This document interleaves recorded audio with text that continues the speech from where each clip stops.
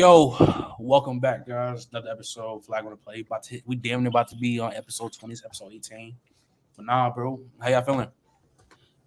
Real good, real good. Good, Happy holidays. Happy holidays. I tell you what, everybody happy New Year's. New Year's, Happy New Happy Year's. New Year's. Happy New Year's. Hey, my boy Melden finally pulled up, bro. How you feeling, bro? Glad you on. Yeah, all right, man. I'm cool, man. I'm cool.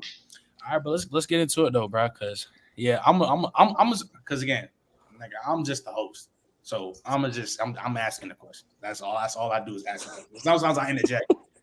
So shout out to Real Talk MJ. You know, he an Eagles fan. Feel me? And I saw his video about Nick Sirianni, and I want to ask the same thing because like kind of spot on. But like, what does Nick Sirianni do well? Anything well as a coach? What is what culture? Is That's Nick about Sirianni? it. Culture guy. Because what it looks like to me, Trey, it looked like you got carried by your OCs last year. That's what it looked to me. That's what it looked to me. Well, I just want to ask this. Like, I'm gonna start with you, Donnie. Is Nick Sirianni starting to look like a fraud? Nick Sirianni should be fired.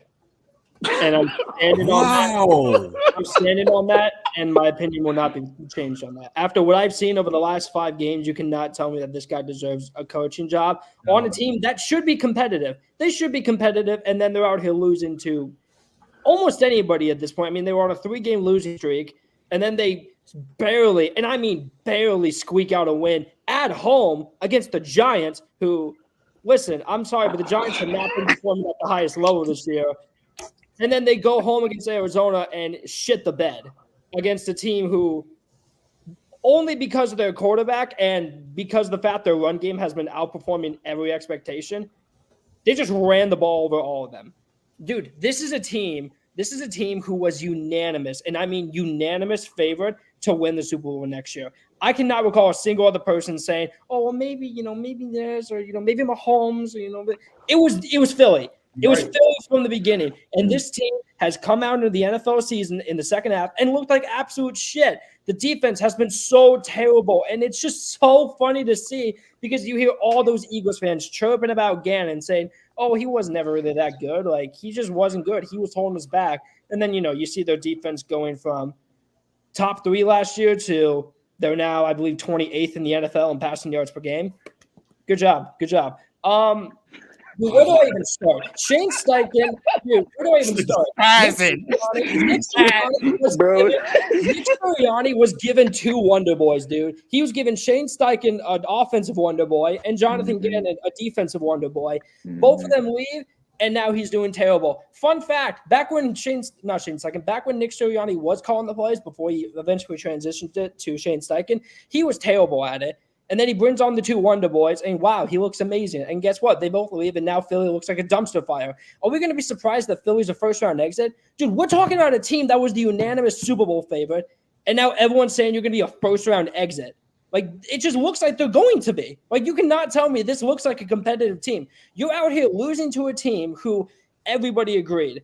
Arizona this year looked like one of the worst teams we've seen in 5 years. This roster looks so bad.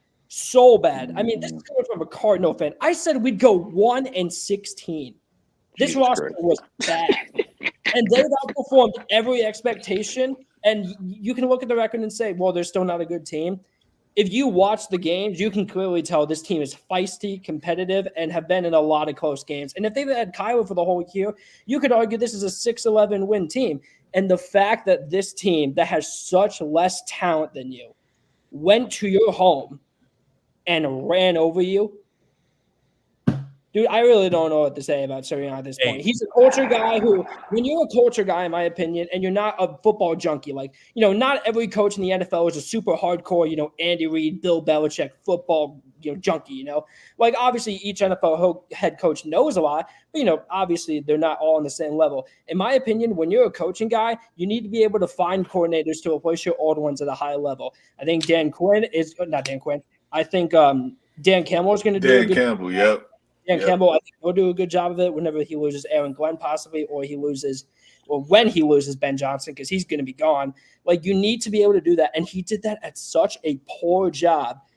And besides this last year, when he had 2 Wonder Boys at coordinators, What has he shown to me that he deserves a head coaching job on this roster?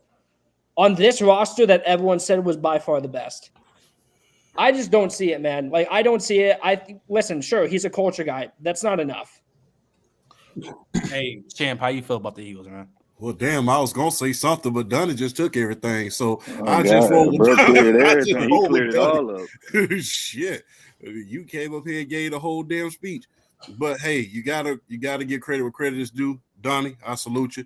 But hey, culture can only last so long. Culture can only last so long. You give it about 1 or 2 years, and then that culture starts to depreciate after a while. And you've seen it one too many times with way too many coaches. One striking resemblance, and I know Nick Sirianni is nowhere close to this guy, but we saw it with John Gruden. Oh, culture. But after a while, that whole culture thing, it runs out after a while. You got to be able to coach these guys and coach these guys up. So, last word.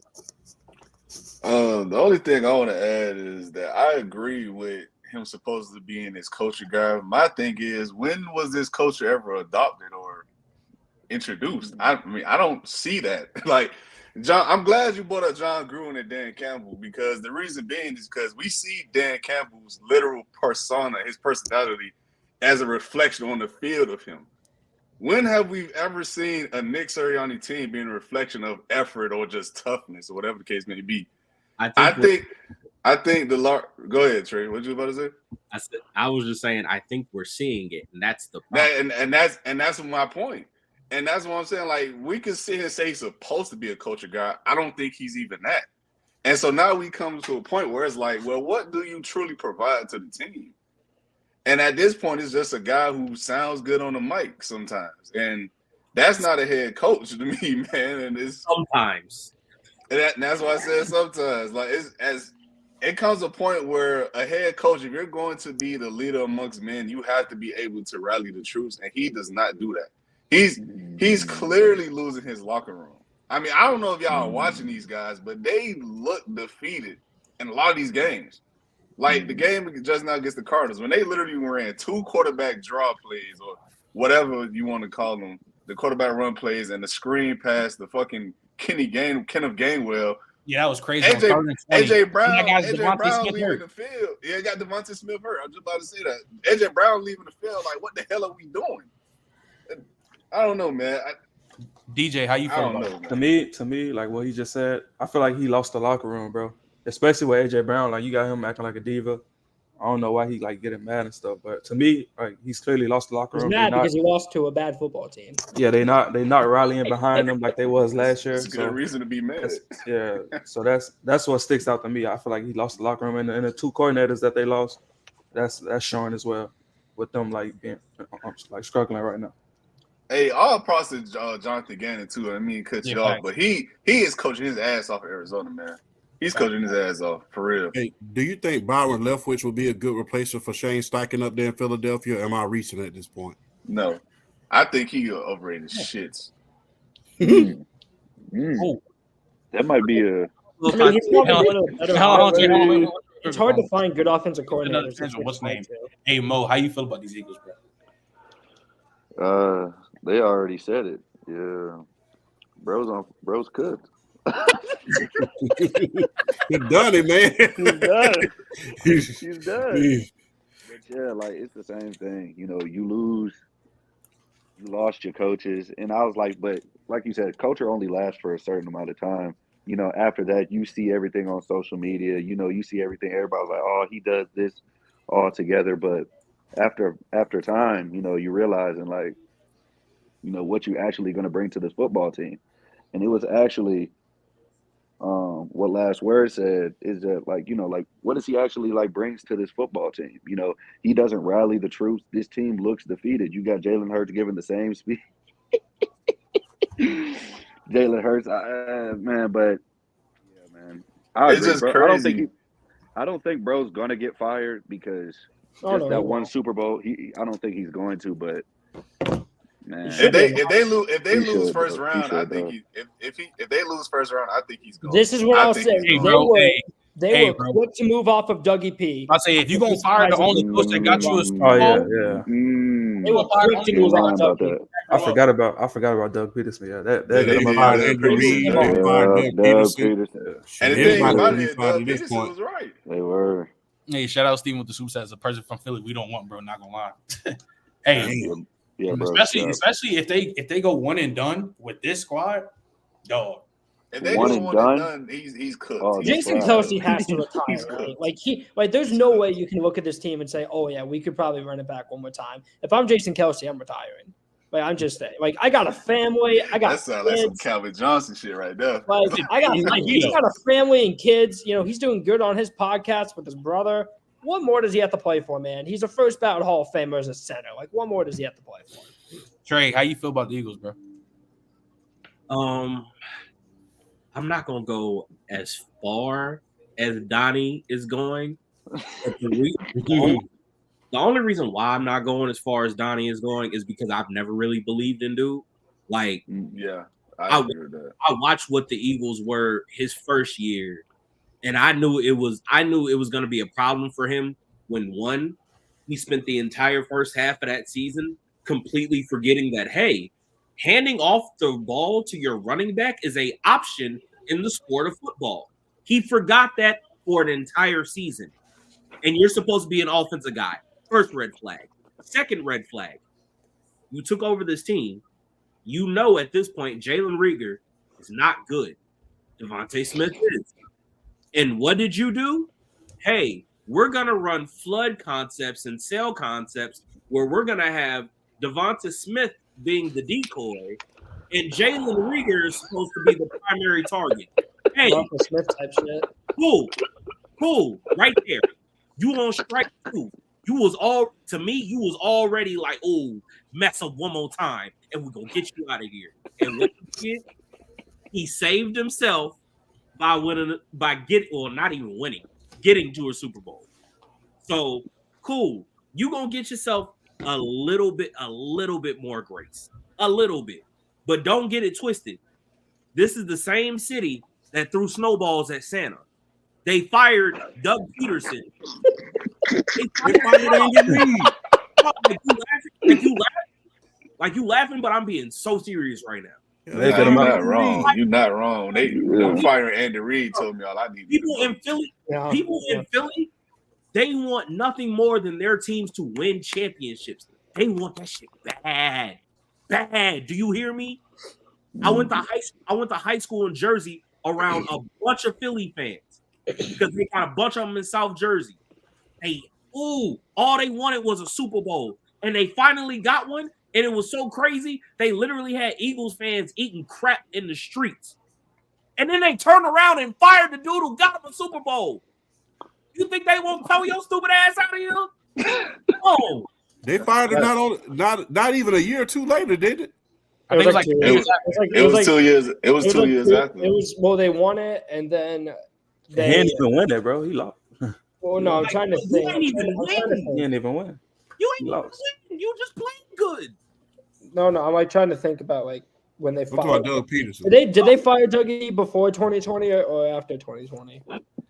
I think. I'm trying to remember. I want to say after. I want to say it was like after 21. I want to say it was 21. It was after 2020. Okay, remember he took the year off. It was when the Wentz fell off the cliff. Yeah, he took a year off.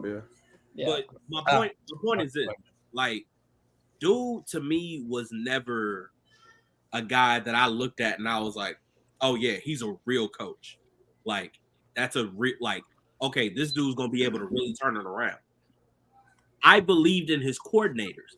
Like Jonathan Gannon got a lot of flack, and I'm gonna be honest. Like as much as he's kind of turned it around as a head coach, and you're kind of seeing those guys fight in Arizona, like we can't ignore the fact that the things that Philly fans were saying about Gannon were absolutely true. Like, yeah, your defense is good, the scheme is cool, but boy, do you suck at making adjustments. Like you're terrible.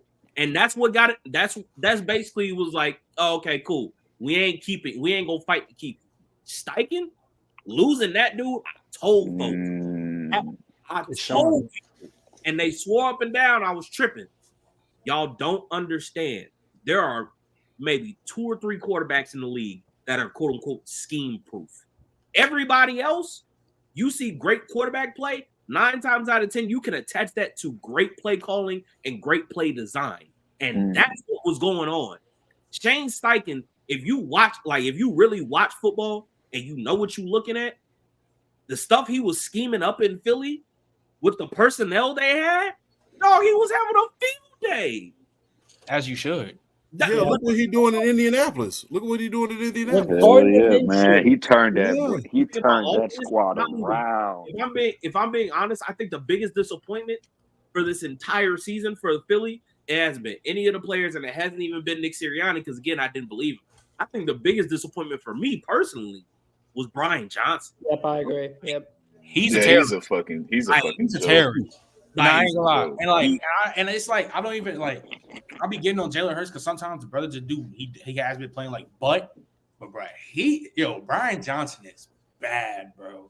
He the crazy trade. They literally called back-to-back QB draws, and then you throw a bow screen to Kendall Gainwell. Trey, you know what's the worst part about it? Because you know, with us personally, like we both have ties to Brian Johnson. Like, yeah, he recruited me. So he offered me Florida. Like, he recruited you, and he's a former coach at a place that I work at right now. And when I watch the Eagles offense, you know what I see? I see Florida offense. I see bones of Dan Mullen's offense. Hey, that stuff is cute in college. You can't run that simple ass shit in the NFL. I'm sorry. Like, this isn't 2020 with Kyle Trask and Kyle Pitts and Kadarius Toney. Like, no, dog, this ain't that. Like, yeah, like you better come with it. And boy, this has been disappointing. I don't like down and black coaches like that, especially when it's like they first go at it. Like, you want to see, like, I be rooting for them because I want to see them succeed. Sometimes they need it. Yeah, we need more black coaches, but also at the same time, you got to hold folks accountable. This has been awful, and it ain't like you don't have things to work with. Like, no excuses, bro. I mean, you can't ask for a better situation. He has Jalen, bro. They have the best situation for an offense. You can't ask for a better situation. You got a top 3 offensive line. You got a top 2 receiver duo. You got good running backs, and you got a quarterback who just got you to a Super Bowl and played his best game in said Super Bowl. Like, the pieces are there. There's no excuses. It's inexcusable to look this incompetent. It's terrible. Yeah, but now let's move on though. Let's talk about this. Oh wait, hold on. Oh, appreciate Steven the super chat. We talking about how the MVP is a QB award. I mean, Steven, we all knew this though. If you're not an exception, Steven, you're not winning the MVP. But let's talk about this. Actually, you not winning it. Let's talk about this Cowboys game because first off, I told y'all CD Lamb and AJ Brown's in the same tier, and CD is better than him. I don't know about CD. I'd still take what you got to say, Mo. I seen a clip on that. I wanted to chime in. Now, although I don't disagree with necessarily anything that you said, is that when the production match up, you know, all you really have to do is to go off of and compare traits. But I'm saying, I was like, but even in that case, I still don't think CD better than AJ. I do think they're the same tier, though. But, you know, I don't think he's a better contested catcher. I don't think he has better yak. You know what I mean? And I think AJ Brown is a great route runner. You know what I mean? Maybe not as technical as CD Lamb, but if the overall goal is getting CD open, definitely got the route runner. He got that route runner. But as overall as getting open, AJ Brown get open. He don't get more open than CD, bro. I think in terms of like reading and understanding leverage you're playing with on your routes and running routes itself, I think CD Lamb clears AJ Brown. I'm not gonna hold it. I think that's not even debatable. I'll be honest with you. That's not debatable. I think AJ Brown is better, to be honest with you, but in terms of just running routes and understanding like the chains, the leverage you play with, the yardage I think CeeDee Lamb got that pretty damn. I ain't gonna easy. lie. I'm not gonna I hold mean, you. I think he got it. I think that's fair to say that he got it, but I do think that AJ Brown is a high level route runner, especially when he's a better route runner. He gets.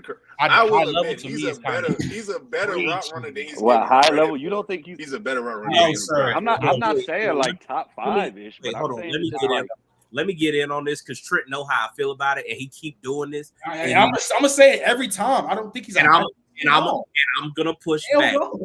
I'm gonna push back every time you say this because look, I get it. If you want to say CD is a better route runner, by far. See, by far. That's where you. No. That's the one thing. Don't debate between AJ Brown and. Let me finish. Yeah, I don't even gonna lie. I don't think that's debatable either, bro. I don't think that's debatable. Go ahead. Hey, let him finish. Let him finish. Go ahead, Trey. Look, I want to hear it. I make this point to you. All the time. And just because you look better. Look, you don't listen, but it's the truth. When we are talking about guys getting open, understanding leverages and all that other stuff, it doesn't matter how it looks. What matters is its effectiveness. Just because it looks, You hear that, bro? Because you're gonna start down on bad hills, bro. That's like saying Mike Evans was a high level route runner when he was bugging. No. That's different. You know it. You being this. But I'm saying though, I don't want to hear just because it's effective. I don't like hearing that's that's nasty. You're gonna go there. You being nasty. To compare Mike Evans to AJ Brown. Listen, the point went over your head. No. You tried to make it. I'm not comparing it.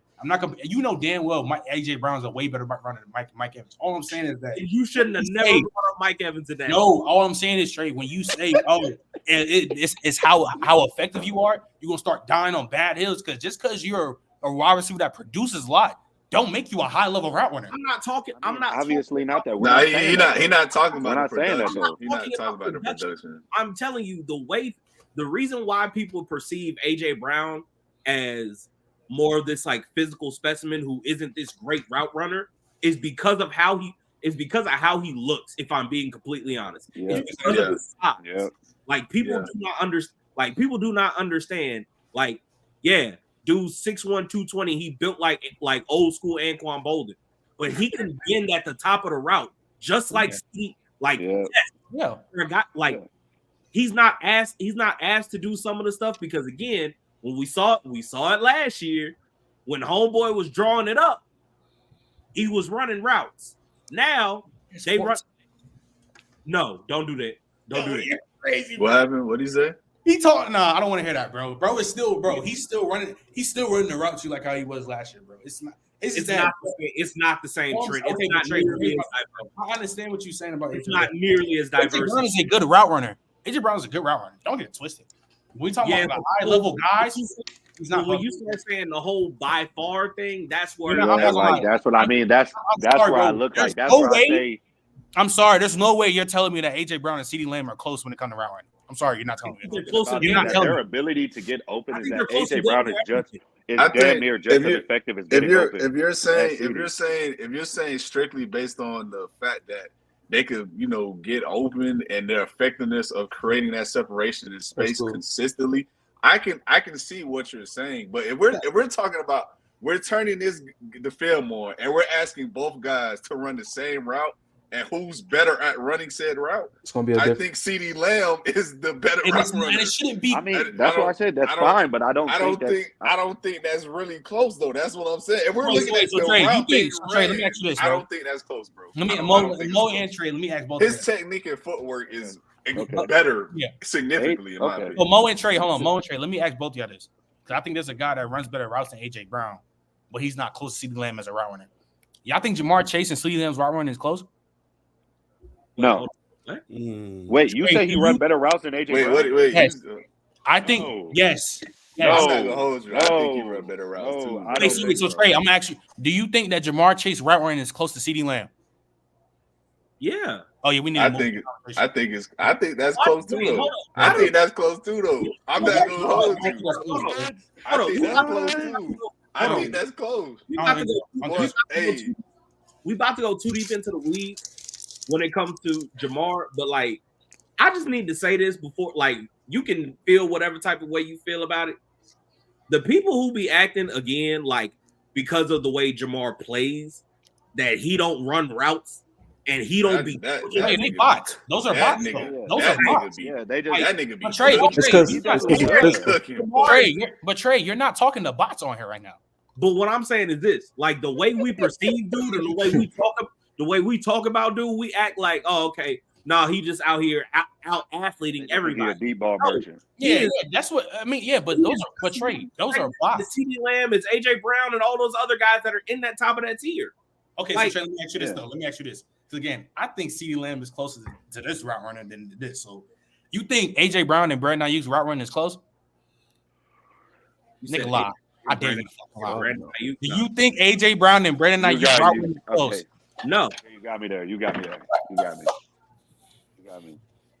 I think that one. I don't think so. To be fair, I think Brandon Ayuk better. This is the thing. If we're exactly, I think to be fair, I feel like I put Brandon Ayuk being able to get in and out of your breaks. Like Brandon Ayuk is literally like top 3 in terms of dudes who can bend. Bro. Like, no, I'm telling you, that's why people. Nah, he definitely up there. He top 5. But I think CD is up there. I don't think Jamar and AJ Brown are up there because if Jamar Chase was an elite route runner, he'd damn to be the best receiver in the league.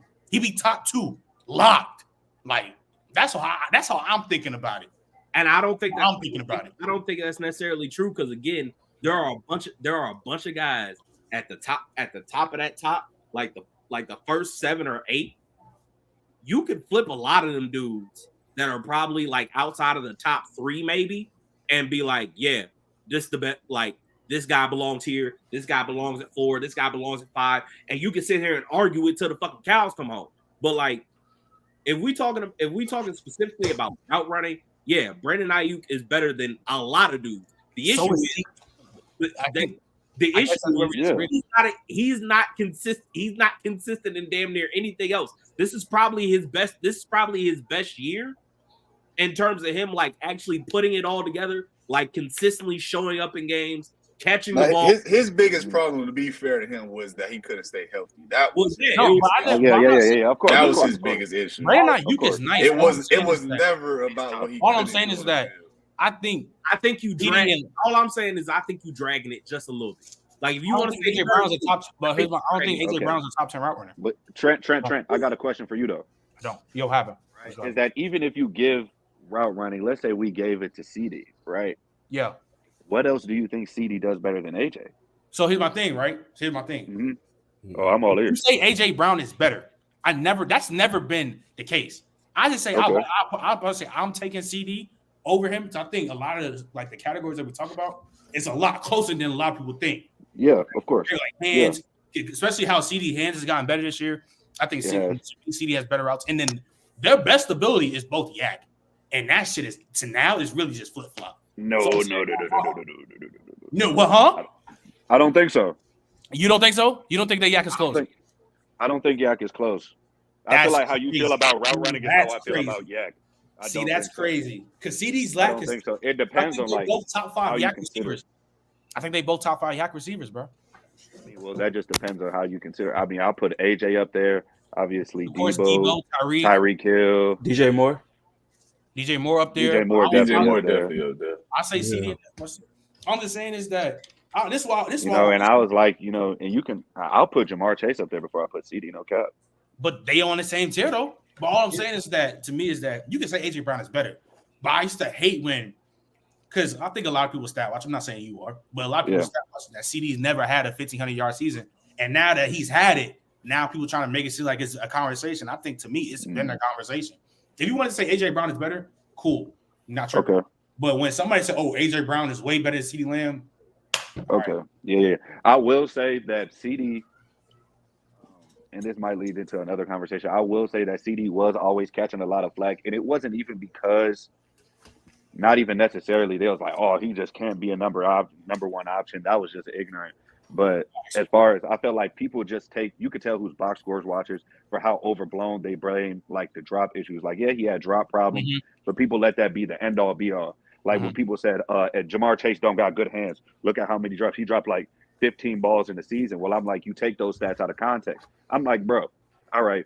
So let's say we'll just say one drop a game. You're telling me you're not giving up one drop if you're guaranteed like 125 yards in a tug? No cap. Take a drop. No cap. Like, But here's the exactly. thing, though, Mo. The thing is, though, people pick, and that's another thing for another conversation. People pick and choose when they want to use drops for an argument. I swear to God, Tyreek Hill has 9 drops this year. Ain't nobody said a word about that. But then when Jamar Chase has 11 drops in a year, oh, Jamar Chase's hands is not good, this and that, blah, blah, blah. Like, the same energy. That shit is annoying, bro. But now, what's his name? Let's go to the game, though. So I want to ask y'all before I give my opinion on the game, especially about the call with the late call. That was bullshit, bro. I start with you.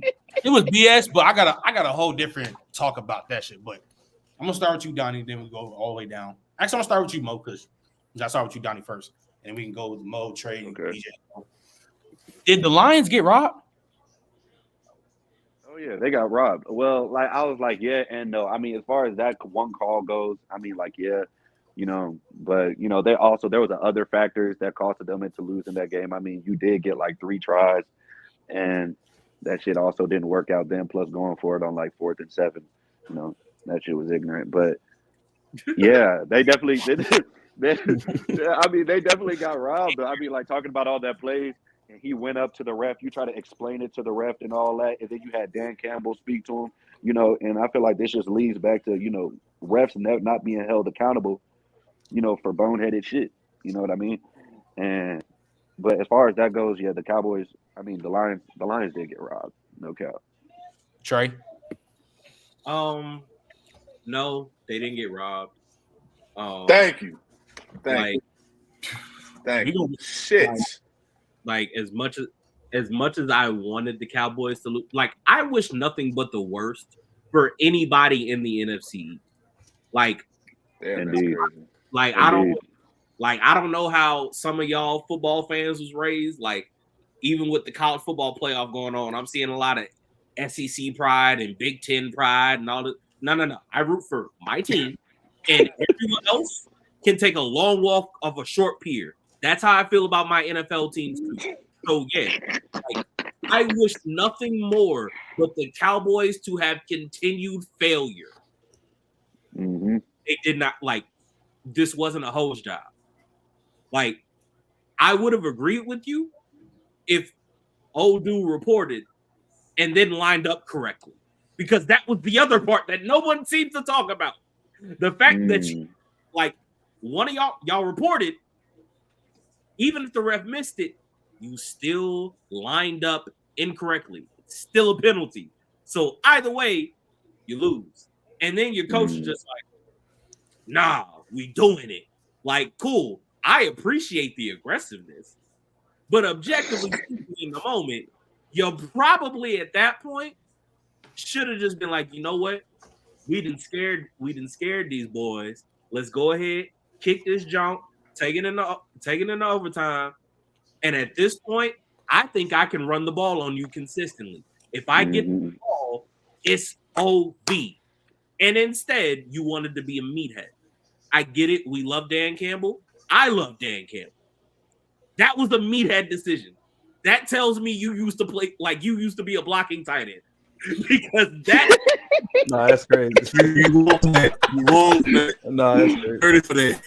Hey, to be bro, fair, definitely man, wore neckties in college. Hey, to be fair to him, he been there through their worst of their worst. So I don't care. We win now. Like, dog, just kick the ball. And DJ, how you feel about it, bro? You think they got robbed? I'm gonna say this. NFL, I hope y'all get the best of the best refs for the playoffs, because I feel like a lot of these games this year has been decided by the refs. Like it's been decided by them. So I hope they get the best refs for this upcoming playoffs. But as far as the Lions, I did like how Dan Campbell was aggressive at the end. He wanted to go for 2 for the win. Even after the penalty, I feel like it was good that he went for it, because I feel like he didn't want his guys to play in overtime, risk to get injured. So because they already got like the top 3 seed locked up, right, and hosting the playoff game. So yeah, I feel like division, so I feel like his mindset was just like, let's just leave it all out here. Get my guys healthy going into the last week of the season and get us ready for the playoffs. So I like he's been aggressive, but I feel like they did get robbed, bro, because like he reported to the ref, but Trey did say that he didn't line up right, so it would have been a penalty. that's the part that's bugging me about this entire conversation. It would have been a penalty, like either. Regardless, it'll be a penalty regardless, bro. It was gonna be a penalty regardless. Right. And then you had 2 other cracks at it, and you would decided, not dog. If you're like, even if I'm calling you a meathead and I'm making my jokes, like as a football coach and as somebody who played the game, by that point, you should know. You can look over at the defense and be like, they hands on their hips, they complaining. We done ran the ball all damn game. We rocking with it. If you can run the ball effectively, specifically against the Cowboys, you always have a good chance to win. You didn't have to be that aggressive in that moment. All you had to do was like, oh, okay, cool. Y'all got that. We gonna kick this one, take it into OT. I bet you won't stop Monty and them. I bet you won't. I bet you won't, because you ain't did it all game. Like, yeah, Sutton was getting cooked the whole game. Yeah, he was. Yeah, oh yeah, he was fried. Fried. Like I just feel like he wants to like get the win and get his guys up out of there. That's why he wants. I hear you, and I respect that. I hear you. It's just, bro, like I'm not gonna say that didn't look crazy, but all the people saying that they got robbed is like, no, this is not like when Anthony Hitchens fucking tackled Eric Ebron. This is not that, Brody. It's not. Like, last word, how you feel about that, Jen? They get robbed? No, I completely agree with Trey, man. They didn't get robbed. And in fact, I'm gonna take it a step further. Man, if you go back and you look at the film of the old lineman reporting to the refs, it was 3 different linemen that went to the ref for whatever reason. I don't fucking know. We could blame the refs all we want to. Why in the actual hell is 3 linemen walking up to the ref at once? It was to the point where they called out number 70 for the eligible receiver. But guess what? Number 70 not the one that caught the ball. It was 68. So yes, it's an illegal catch. It's like, I don't get why people are believing that they got robbed. They didn't. That's their miscue. And then what made it worse for me, and I love Dan Campbell, man. I think Dan Campbell's a great coach. I think he brings great energy. I loved him in his short stint with my Dolphins. I thought he did a hell of a job. But the shit that bothered me in his post-game interview was that he literally sat there and said he prepped the refs for this specific play, the beginning of the game.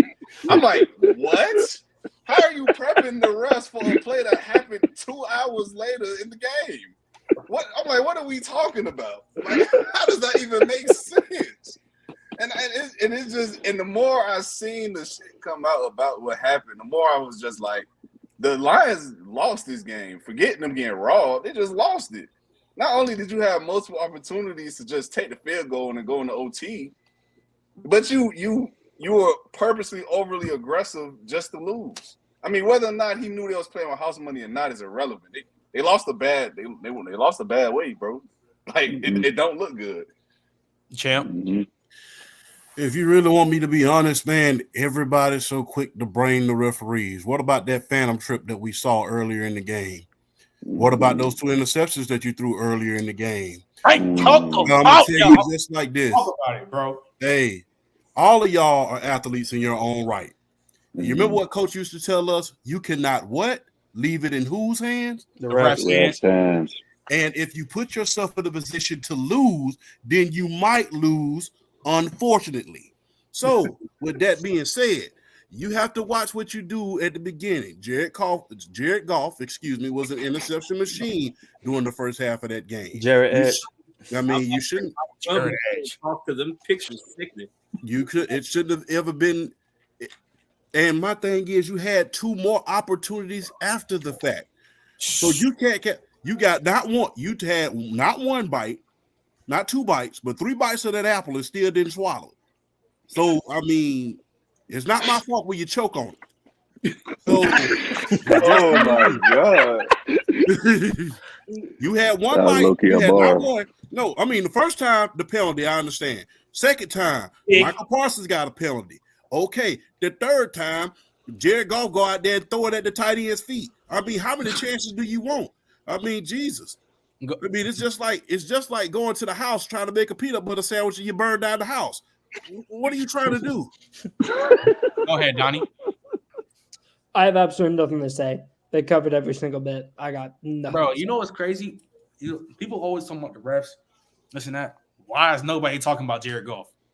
Why? Hey, let me say this before you. I was gonna say, What's crazy is when Jordan Lewis caught that interception, it was his first interception since last year against the Lions and Jared Goff. I was like, if that's not a sign to move on from this dude, I don't know what is, bro. But you know what's crazy? I don't know what is. Because the thing is though, he was playing like butt the whole game, and then he had the late drive. It was like, all right, you did something, and then literally you have the flag.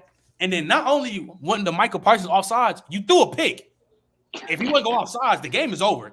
And then the next time, you throw it at dude's feet. He was playing like trash the whole game. And that's why I say I didn't get robbed. I don't even think the refs lost him the game. Jared Goff lost him the game.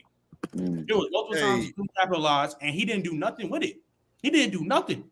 Hey, if you fail to, there's an old saying that the old folks tell us down south. If you do something twice, and you fail, God trying to tell you something. So you need to stop. That's a sign. It's kind of like you said.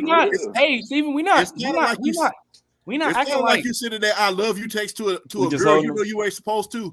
Hey, and look, it's denied several times. It's not that. We're not trying to act like we just said he was just bad. Just holding him accountable. It's not that he bad. It's the fact that you know what he is. If you take away the Lions' run game, he's not shit.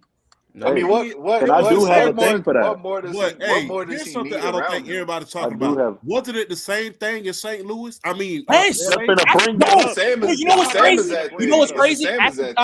After Todd Gurley's knees degenerated, he became doo-doo. That's why they traded him. Like, that's literally what happened. You had Todd Gurley for them 2 years, and they made it to the Super Bowl. And them first 2 years, when they got Sean McVay, he was playing objectively well. And then once Todd Gurley, his injury started, he was a Pro Bowler. Bro became dirt. That's why there's a reason why they moved on from Jared Goff. Like, that's the reason why they would have never gotten Matthew Stafford if he was playing like how he was when he first got McVay. They would have never traded for Stafford. But like, that's what I'm saying. Like, Goff is the reason why the Lions are here. Stevie, you go ahead and turn in your pads, man. Actually, do name Go ahead and turn in your pads. Do name Ben Johnson. Who said turn in your pads? Who said that? Hey, you dirty as hell for that, man. Turn your pads is crazy. I'm not gonna hold you. Yeah, you're done, man. But to talk about, just ask about both teams before we move on. Do we think that? Do y'all think that just the Cowboys and Lions are just like divisional? They go in the divisional and they just lose out. That's just they're not making any push. I mean, it really depends. If the Dallas Cowboys get home, I can see them doing a little something, not too much, just a little bit. But either way, I think Mike McCarthy's gone anyway. I don't think they're good. I think the goal for Jerry Jones this year for us the NFC Championship. Unless they reach that, I think Mike McCarthy's gone, and I don't really think they can reach it at this point. I mean, especially when you play trash on the road. I mean. On the road, it's just like they become a very different team. It's kind of like they lay eggs quicker than the golden goose. So the crazy thing about that, champ, is that this thing when they was on the road, it's probably been like a couple games. The offense has been bad and Dak's been bad on the road. Mm-hmm. I don't know what on the road that defense just say, "Nah, we're not gonna play today." It's not necessarily the run defense. Yeah, they can't stop. They could stop the run if I was running. Shit, that I ain't going far to be honest with you nowadays. I'm just gonna be real with you. So they could stop the run if I was running. So I mean, what the hell makes you think they're gonna stop David A-Chain or any of them guys they got in their division? So I mean, it's just like they can't stop the run. I don't know if their defense is just too light or the scheme or what. It's just they cannot stop the run, and I don't understand. Hey, if I was a team, I'd line up and run power every single play. The nine is coming. I know. Hey, move on though, bro. Hey, I hope we know Lamar Jackson's a locked Hall of Famer now, right? Yes, sir. I hope we know Lamar's a locked Hall of Famer. But I do have a question for you, Trent.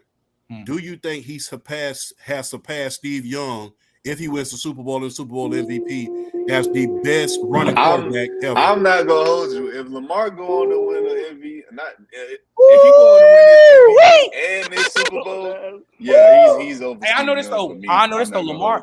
I know this though. I mean, already, I think to me, Lamar already got a top 10 peak. Yeah, he's the best. Oh, yeah. He arguably one of the best running quarterbacks of all time. But is he better than Steve Young? To me, he's the best running quarterback of all time. He'll be the best all time. Period. If he achieves that. Yeah. I just say the only person that's comp to me at this point is Cam Newton. That's it. To me. Yeah. You're still trying to throw Michael Vick in there, man. People, bro, you know how to go. I'm not throwing Vick in there. When I tell you, all respect to Vic. All respect bro, to Vic. it's all respect to Vic, but I swear, nostalgia be added to an adjustment. Lamar is definitely. To be honest with you, everybody gets so caught up on nostalgia because people get caught up on the first whoever did it. And like I keep telling people, I'm the elder statesman of this panel. Vic wasn't even the first person to do it, and it wasn't even Randall Cunningham. It was Fran Tarkenton. Yeah, it was Fran Tarkenton. Where did he come from? Georgia. So if people are going to be nostalgic, they need to be correctly nostalgic. I will say, and stop trying to pull the guy who you think is first to do some research. And Google is free nowadays. I don't know why folks don't use it. I mean, but now also all jokes aside, though, bro, Lamar Jackson is dead ass like a locked Hall of Famer. Like 2-time MVP, first one unanimous. It could damn near be unanimous this year, honestly. I don't. That ain't gonna be unanimous. If you win the Super Bowl, you said what? I think you said what, Donnie? Super Bowl, get a bowl. Donnie, you said what? One playoff win and he's a lock. If you win the Super Bowl, he's a lock. He's a two-time MVP. The Super Bowl, okay, then yeah. Two-time MVP. Okay, what 2-time MVP you know that's not a Hall of Fame? Because he's gonna play long. What? Forget just he's saying a lock Hall of Fame. Hold on. He's not saying that, but he's saying like I'm not saying he's not gonna make it. He's still young. He's got a lock Hall of Fame ahead of him. But like at this second, the reason why I say he's a locked Hall of Famer is because at this second, I don't think he's a locked Hall of Famer. He'll get in. The reason why I say he's a locked Hall of Famer is because, again, he's about to be a 2-time MVP, and I don't think his career gonna get cut short. So he's gonna play long, even if he doesn't win a Super Bowl. So he's okay, still a locked Hall of Famer. Then say he's a future Hall of Famer, not he's locked in. If Lamar retired, if Lamar retired, to me, even if he retired after this season, he's a Hall of Famer. I think he's a Hall of Famer. Yes. Yeah. I mean, you know how short is that list for 2-time MVPs? You know how elite of a class. It's quarterbacks in the Hall of Fame right now that were half the quarterback he is now. Facts. Oh God. Like, what are we talking about? He'll be MVP for sure. Like, he's probably going to have the most rushing yards from any QB when it's all said and done. And he's going to have 2 MVPs on the belt. He's already top 2 in terms of the quarterback, leading their teams in passing yards and rushing yards in the same game. The only other person above him, again, is Cam Newton, who arguably is the greatest athlete at the position. Like, it's not. Go ahead, my bad. I think it's a lot. Now you good, champ. Go ahead. And if you remember correctly, at the beginning, Peyton Manning's playoff record wasn't that good. Why do we have this? Peyton Manning record is not good now. Memory. It's not. Why do we have this short-sighted memory where people don't remember? I'm talking about because Lamar's still young. Yeah. Go ahead, Champ. Keep going. That's a great point. That's a great point, Champ. His playoff record was not that good when he first got in the league, and he has 10 times the talent as far as skill position as Lamar Jackson does right now. That's the only thing he has on, and everything else goes to Lamar. I just want to say that. I mean, Lamar's had the better O-lines. Lamar has had the better coaching. Lamar has had the better defenses. And so Lamar's coaching was better than Tony Dungy? No. Oh, no. Blow the whistle. Come on, man. You don't know about this. I ain't going to hold on. Time out. Jim Mora, I will give you. Wait, Champ, hold on. Y'all, you are lucky I'm in Jersey. I'm not in Texas because that whistle would have been blowing crazy. Coaching? The fuck? No, done Coaching. Wait a minute, Trent. Why do we have to Jim? Why do we have to John Harbaugh some sort of bum all of a sudden? Did you remember his OCs? Y'all forget. I understand he's had bad. Okay, well, did he have the white training? Greg Roman Did we forget? Time out. Everybody let us speak. Let you down. Greg Roman was not a complete dumpster fire of an OC. There were always worse play callers than him. There always were. He was bad in the pass game. You could not tell me his run designs were bad. They No. were not. It's not hard to do renaissance when you have the greatest rushing quarterback of all time. I don't want to hear that. You made it once. Oh, You great. made it. That's all Greg Roman was, though. Trent, then what about when the Saints threw out Mark Ingram away? He goes to the Ravens with that run scheme and is a Pro Bowl that year. What about that? They also have Lamar Jackson with him too, who ran for 1,000. Yes, I understand that. But Mark Ingram had a resurgent year that year. He did a good job. You cannot tell me that Greg Roman deserves 0 credit for I'm garbage. not I'm saying it's okay. Real quick. So hold on. He deserves credit for the run game. Mo, go real quick, and then last where you go. I will say is that like under his hands, like there has been like stale offenses that he had. Like, yeah, his run designs and his run schemes were cool and all, but I felt as far as the personnel, especially involving wide receivers around Lamar Jackson, you know, you're gonna blame him for been not surrounding him with weapons. He doesn't draft the players. But here's the thing, though. But Greg Roman, as an offensive coordinator, has always been not good when it comes to passing. It's always been. I agree with that, and that's why I said he wasn't the His play design is terrible. All I said was that there were worse play callers in the NFL when he was around, and you know that's true. But their being worse does not mean he isn't bad. I'll put like this, Donnie. I'll put like this. He just wasn't. I feel like you said Lamar got better coaching. Had better coaching. He did not have coordinators. I mean, okay, we can all I think we can all agree when Jason Garrett came onto the Giants in 2020. Yeah, he was worse than Greg Roman, but that's not saying much. They both was garbage. Like that's really you're not giving him enough credit for his I forgot about that. I'm not gonna hold you. How I look you're not giving him enough credit for the run designs. I'm not going to sit here and just say he was a good play caller because he obviously wasn't. But for you to sit here and just be like, oh, he doesn't deserve any of the credit for the run designs. So that's just wrong. How much percent does Greg Roman deserve? What's the percent for how great the run game was? What's the percent? I'd probably say like about. Probably near half, I'd say. Yeah. I'd probably say that. What's wrong with that? That's accurate. Yes. That's accurate. And that's not moving me. I'm not saying he's a good coordinator. Why do you act like I'm saying he's a good coordinator? All I said was he was not the worst. All right. I know my whole thing is that what are you trying to prove with that point though? Yeah, like I can name 3 or 5 play callers. Where are you getting at? Yeah, I ain't lying. Yeah, what are you getting at? Like, where are you getting at? Fact. My point of what I'm trying to say is that people. And I made a video about this the other day. My point about all this with Lamar and all this is when people try to sit here and say he hasn't worked with a lot of talent, when that's just a blatantly, hilariously, stupidly not true. We're talking about a dude who in the NFL has had 2 defenses that were both ranked in the top 2 in both of his MVP years. We're talking about a dude who's had a dominant offensive line except for 1 year when he was injured. We're talking about a dude who is run game, and yes, he has elevated that run game, but he's always had running backs to be able to work the run game. J.K. Dobbins, when J.K. Dobbins is healthy, he was good. And Mark Ingram played. He played 2 games. He always hurt. No way you brought up J.K. Dobbins.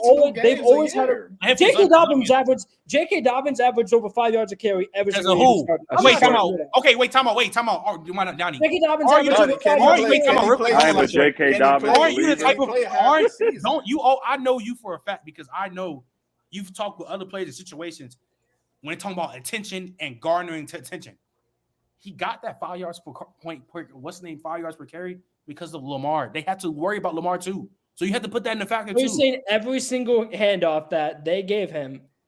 You have to worry about Lamar, just like we had to worry about. No, time out. Let me hold on. Wait, time out. Can I say this one thing?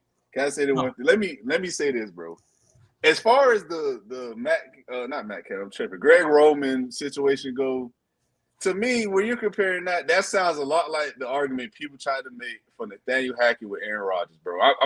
That's how it sounded to me. I think it's at that level because if we're looking at, bro, that's why I said I took what Byron Leftwich did with Tampa with a grain of salt with Brady, bro. It's something to be said when you have a really damn great quarterback, one of the best to do it, at your disposal because they're going to help you cover up a lot of blemishes that you would not see if they were not in the lineup. And as far as that defensive point go that you made, I don't think the Ravens defense was always this stellar defense that you think they were because they weren't. They at one point the Ravens What? had the literal worst passing defense in the league. You At mean one the I'll point. one say year when they this lost? MVP year. MVP year. The one year? Listen. It's not just 1 year. It was a 16-game stretch that was dating back last year from the Patriots game from week 3 to like I think from week 8 from the previous season before that one. They literally were a laughing stock, and I was with their starting corners at Humphrey and Marcus Peters. But they gave up just think about this for a second. That top defense that you're saying, they gave up 115 yards to Devontae Parker with Matt Jones throwing the ball. Like that. In what world is that a good passing defense? Because here's the thing, though. And I get it. It's one game. It's one game, but it was consistently bad. That's the problem. And also, and when you have for that time period, but unfortunately, Lamar's been in the league since 2018. Okay, so let me say this. What I'm saying is, it's not always good. Probably outweighs. Hey, time out. Wait, let me say this. Good outweighs the bad. This is my point. This is what I'm saying. Because I'm gonna bring this up to another point. When you talk about another player, it's a different situation. But when you talked about Emeka Egbuka, you literally said nobody was worrying with him because they had the generational talent Marvin Harrison Jr. right next to him. Ain't nobody for real worried about J.K. Dobbins like that when you have the greatest rushing quarterback of all time with Lamar Jackson. That's why you can average a 5.5 yards per carry. And he also ran for a band. He ran for 1,000 yards that same year with J.K. Dobbins there. So you have to put that in perspective because you bringing up J.K. Dobbins, it's not moving me. You bringing up Mark Ingram, come on. Mark Ingram was good that 1 year, man. I'm sorry. He was. He had a good. Mark Ingram had a good year. I'm not going to sit here and say the running backs. I'm not going to sit here and say I'm not going to sit here and say Lamar Jackson did not have an impact on how good they were as running backs. I'm not going to sit here and say that. But y'all are basically just sitting out here and just saying that they deserve almost no credit. When that's just not true. Because that's how you're acting, Trent. That's how you're acting. Can I get in on this? Because y'all about to give me a headache at this point. Look, okay. I don't want to spend too much time on this, mostly because I actually want to talk about the game itself. But if we start talking about like the all-time, I'm not going to go so far as to say he's a lock. He's a future Hall of Famer. Yes, I agree. I still need him to put a little more, like he still got some things to check off on the resume before I say lock. Yes, However, I will already say, hey, in terms of quote unquote dual threat quarterbacks, yeah, he's number one. You can go ahead and check that off right now. Facts. Like, yeah, I don't need the Super Bowl win to put him over Steve Young. Steve Young will tell you, hey, nah, it's him. So I'm good on that. In terms of the coaching, I'm sorry. Hell no. Coaching is crazy. Tony Dungy does not get nearly enough credit throughout his career because people forget, like, yeah, he got fired in Tampa Bay, but that Tampa Bay is the reason why John Gruden exists. Like, let's not get this misconstrued. That was Archie's team. If we're being honest, John Gruden is the Les Miles of the NFL, but that's another story for another day. You mean the Kim Kardashian of the league? That's a crazy comparison. I said what I said. That's and if a crazy comparison. It becomes scrap. Like, I'm just saying. My whole point is this.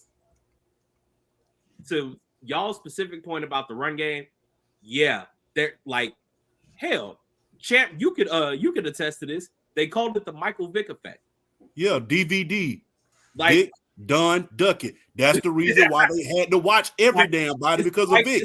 Everybody was looking at Vic. Nobody was really paying attention to Ward Dunn or TJ Duckett. They got yards because of Vic. Schematic standpoint, the reason why that offense was so successful, despite the fact that he was literally running the same thing that he was running with the 2012 with like the freaking 49ers in 2012 or whatever. Like, the only reason why it worked is because everybody was literally pissing down their leg, hoping they didn't have to tackle Lamar Jackson in the open field. That's why those other guys got it. The reality is, if I hand this ball off, cool.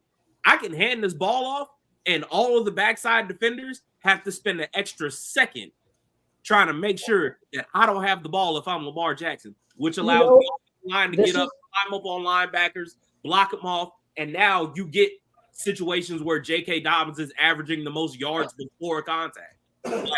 Then this is what I'll say back, and I'm not going to say that this person is to the extent of Lamar Jackson in terms of a runner, because Lamar is the best rushing quarterback of all time. I think we can all agree on that.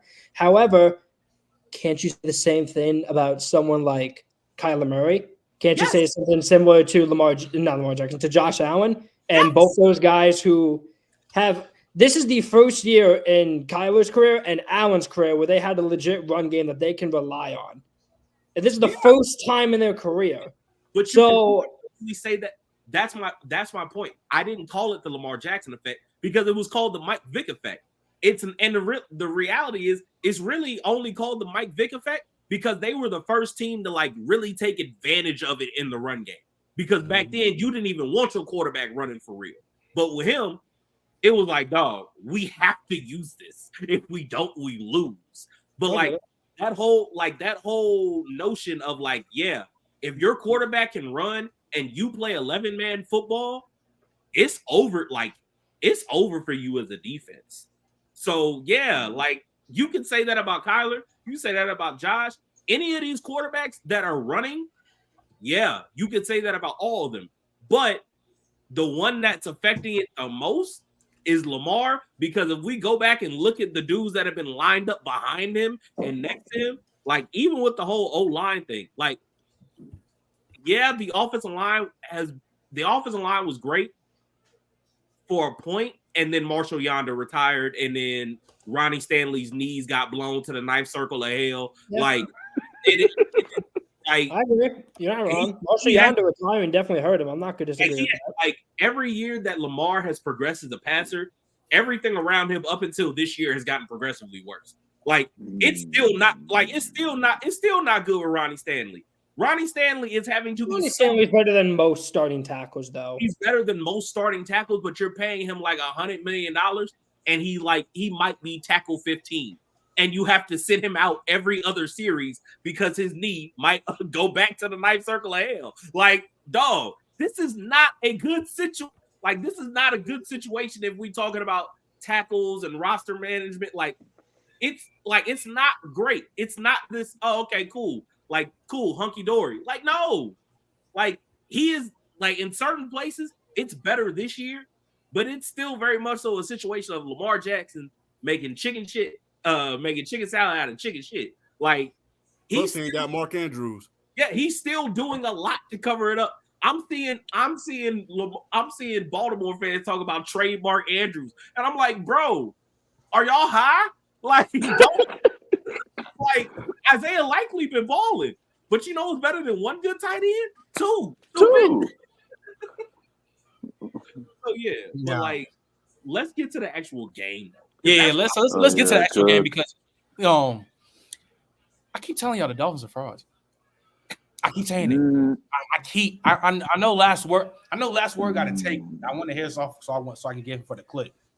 But I keep telling people they frauds. Like, besides the Cowboys, you play a top team, you keep getting smacked by, like, it's Bills, Ravens, Eagles. Like, golly, like, I'm saying, like, it's like, I don't know. This is bad, bro. This is bad. I just think they straight frauds. And yeah, last word. Say what you were saying on your live, bro. I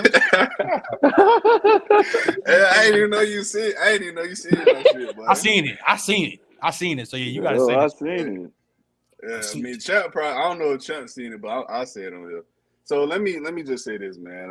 I said this on PSP Pod maybe a week or two ago, so Champ probably remember. But I told people this straight up, man. If Mike McDaniel blows this division, when you came into the division lead with a 3-game advantage December 1st, it's a fireable offense.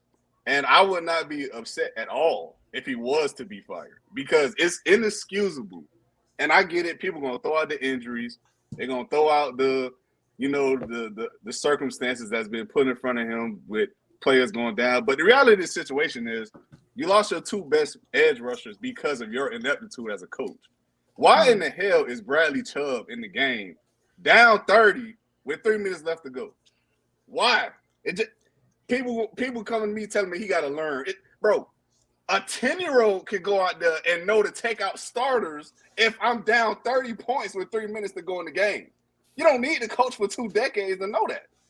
The same thing with the Jets when Jalen Phillips got hurt. You're up 20 points with 4 minutes left. Why is he in the game? Hey, but according to him, hey, in hindsight, I wish I would have did it. Of course you wish. Like, that's just stupid as hell to me. But yeah, if they lose out of this division, they lose to the Bills, it's a fireable offense. And I wouldn't bat an eye at all if he's fired. I wouldn't bat an eye. Mo, how do you feel about these Dolphins? I don't know, like, because although I do think like they can be frauds, like it's very much looking like they're on fraud watch right now.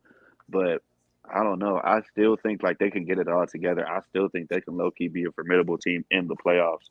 You know what I mean? Comparing to the teams that they do played, as much playmakers as they do got on that offensive side of the ball, when they get things open and they get things rolling, you know, I still think that is a team that you don't want to see. That's just me personally, but also, you know, like the coaching, that Bradley Chubb, you lost, you know, they lost both of their best edge rushers because of his incompetence as a coach. But at the same time, I do think, you know, Mike McDaniel is probably still one of the most creative minds, you know, as far as offensive scheming goes and getting people open. And, you know, I feel like they're getting snoozed on a little bit. I don't know. I have very much mixed feelings about the Dolphins. I'm not gonna lie, man. My feelings ain't set, but I don't really know. DJ, how you feel about these Dolphins, bro? I've been saying it was frauds, bro. It's like every time they face like a great team, bro, they never show up. So it's just further to prove my point. I don't trust them in playoffs, especially if they're on the road. I don't trust them. I think they're gonna lose this weekend to the Bills. So I definitely think they're gonna be one and done in the playoffs for sure. I don't trust Miami at all. If they who do you think is gonna beat them? If they're one and done, he at the very least is on the hot seat. I would say this for you. Who would be their matchup right now? That's what I'm saying. If they were to lose to the Bills, we'll play Kansas City. Well, last word. This is what I'll say, bro. Because when did Mike get? When did he get hired? 2 years ago. Now. 2 years ago. I'll say this. I think the seat will start to warm up. I don't think they'll fire him. I don't think he's getting fired either, bro. But if you're let's just go off what we know, right? We know these last 2 Decembers, his team is completely just shitted the bed. They've been bad the last 2 Decembers, and that's the worst time to be playing your worst football. Despite the fact that your team, the beginning of both seasons, have looked extremely good. And matter of fact, this year they looked historically good. And it just progressively got worse and worse and worse. And that tells me he cannot make adjustments. He's not preparing his team in the weeks to lead up to these games and these key games. And I'll say this about Tua, because I didn't say this. If I see Tua play another shit game in December when it matters most, I'm done with him too, boy. Because it is getting out of hand, bro. Like this. Listen, it's been champ. I don't know if you've seen this or not, champ, but it's been 3 instances. He had a chance against the Bills his rookie season. He looked like absolute hell. He was horrible in that Week 17 game. Against Tennessee, chance to get into the playoffs. He was terrible. And this year, just now, against the Ravens, it was his worst game I've seen all season by far.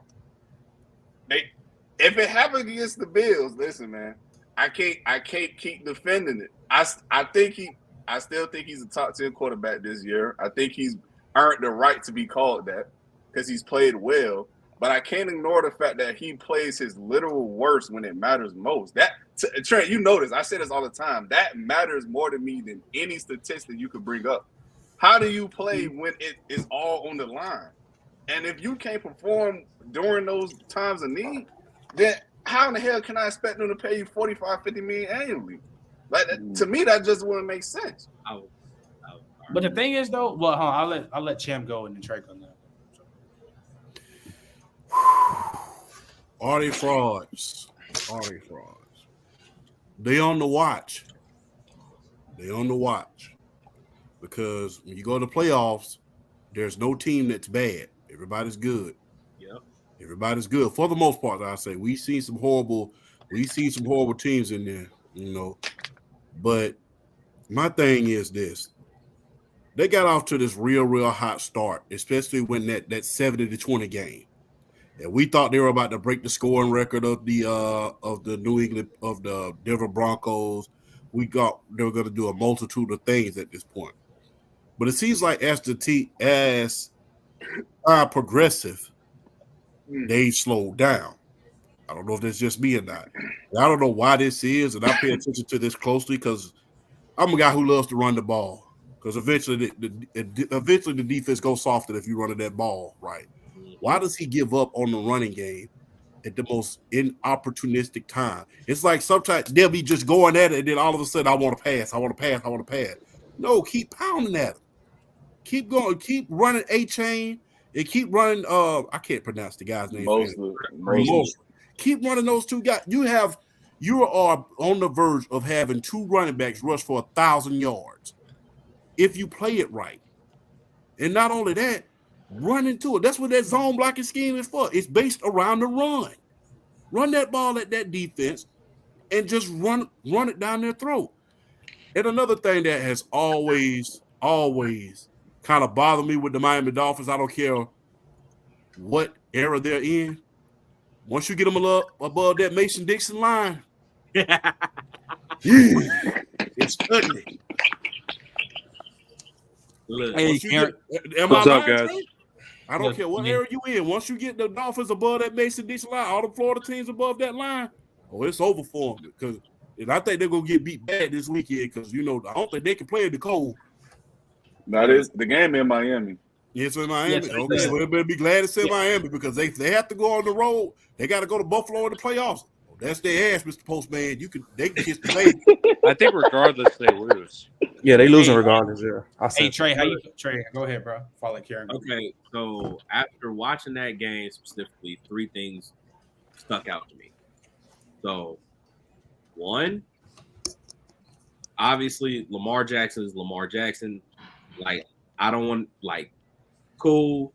If you don't like Lamar Jackson or you're one of his whatever. I'm sorry. This is probably. I was about to say I heard the echo, but I think it's good now. Yeah, sure. All right, but yeah, back to my point. If you don't like Lamar or you don't like the Ravens, I'm sorry. This is probably going to be a tough year for you. Like that offense is. You can say, "Hey, oh damn, I forgot, Kieran, you're a Steelers fan." My bad, dog. Hey, we still own them, so I don't fucking care. That's you know what? That's actually kind of fair. That's actually kind of fair. Keep going, Dre. But yeah, no. One, Lamar's Lamar. That offense is finally starting to click on. It's starting to click on a different level for me because he's starting to look more comfortable. He's starting to look more comfortable in it, and he's starting to look like he really has more of a grasp and more of a full understanding of the offense and has a better command on it.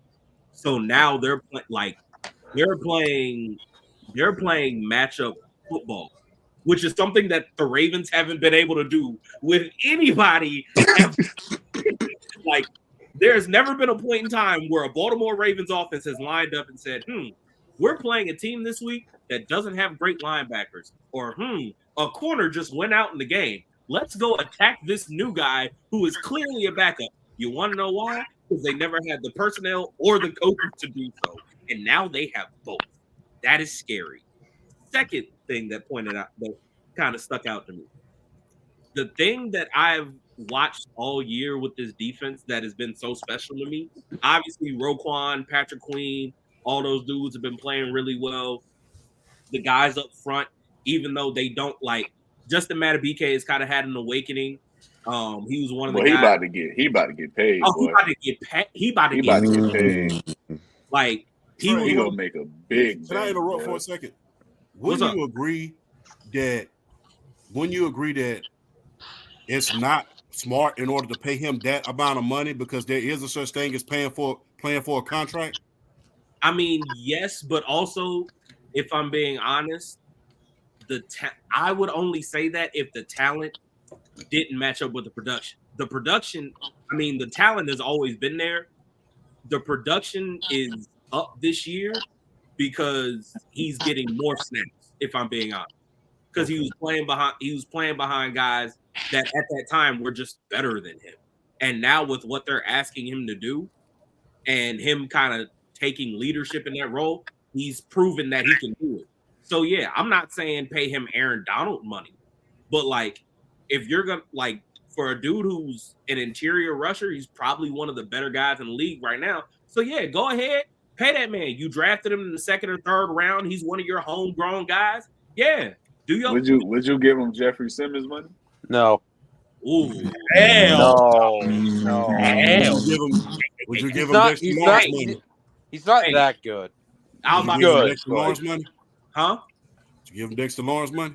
No. Dude. I'm just asking, damn it. Don't get mad at me. Shit. Dexter Lawrence has been. All I'm saying is Dexter Lawrence is the best D tackle this year. I was about to say he gonna get paid, but we know how the Ravens are. They gonna figure it out, and I don't think he gonna get that greedy because he also knows, hey, if I go anywhere else and I'm not playing with a Roquan and a Patrick Queen and all these other guys, and I'm not playing in Baltimore, it might look a little different for me. What if they win the Super Bowl? I think he's gone, like, regardless. Oh, if they win the Super Bowl, he No, probably there's some team is throwing a bag at him. if Come to Atlanta.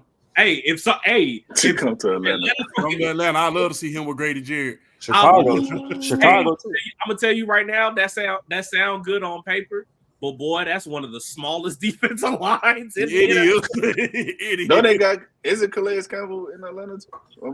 He's gonna retire. He is gonna retire. Yeah, he got that. He got that sack record. To be fair, he's still pretty good. No, he's good. He's good. He's just old at this point. Yeah, he's old. Yeah, ain't bro finna be like 40? Bro, Damn, man. I think he like 36, 37. Bro, peak was when I was like in the 4th grade. Bro. Yeah, they got. Bro, he's the last player to play in that Super Bowl 43. Yep. Yeah, he is. Hey, Karen, how you feel about the Dolphins, man? They frauds? So I picked the Ravens to destroy the Dolphins, because they're absolutely depleted, bro. Like, their offensive line is depleted. The receivers are getting injured. And Mike McDaniel, what the fuck are you doing? Like, leaving Bradley Chubb in the game just to get hurt when you're up, like, down by 35. We got to start talking about Mike McDaniel more because there's been instances. It's crazy, though. You just said that too. That's funny. Go keep going. Like, there's been instances where, like, their team is either up a lot or down a lot, and their players are still in the game and they get injured. Like, it's happened frequently. That happened to Jalen Phillips too earlier this year. Yeah. Like two of your best edge rushers are out. Like, bro, any high power offense, like, or even like any elite quarterback is frying this defense, frying it. As for the Ravens, X out too, man. That's for the reason. Yeah, man. Lamar played great. I'm not denying that. I will say he that played phenomenal. I do not want to hear any more excuses that Lamar doesn't have a team around him. Do not want to hear it. You can't say that they have the best team in the league and Lamar has no help. It doesn't work. Two things can't be true. Who said that? Let me break something down. There was a point, and I'm gonna go back in time. Let me go ahead and let me be the past master off the SWAT cats and go back into the past.